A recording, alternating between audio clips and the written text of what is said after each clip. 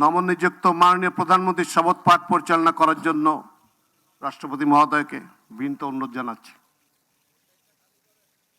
বিসমিল্লাহির রহমানির রহিম।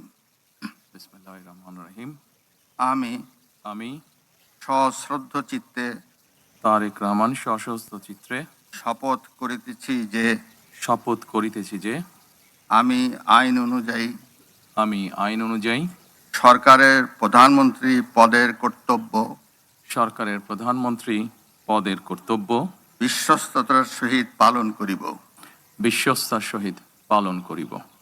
আমি বাংলাদেশের প্রতি অকৃত্রিম বিশ্বাস ও আনুগত্য পোষণ করিব। আমি সংবিধানের রক্ষণ সমর্থন ও নিরাপত্তা বিধান করিব। আমি ভীতি বা অনুগ্রহ অনুরাগ বা বিরাগের বশবর্তী না হইয়া সকলের প্রতি আইন অনুযায়ী যথাবিহিত আচরণ করিব।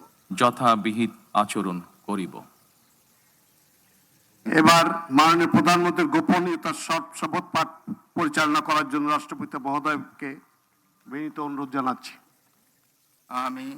আমি তারেক রহমান সশস্ত্র চিত্রে শপথ করিতেছি যে সরকারের প্রধানমন্ত্রী রূপে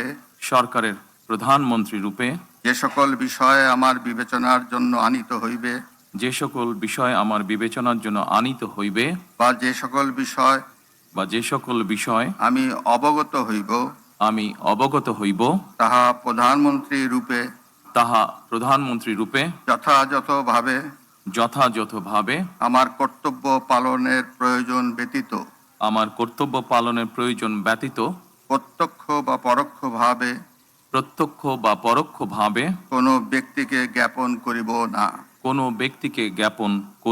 বা কোনো ব্যক্তির নিকট প্রকাশ করিব না।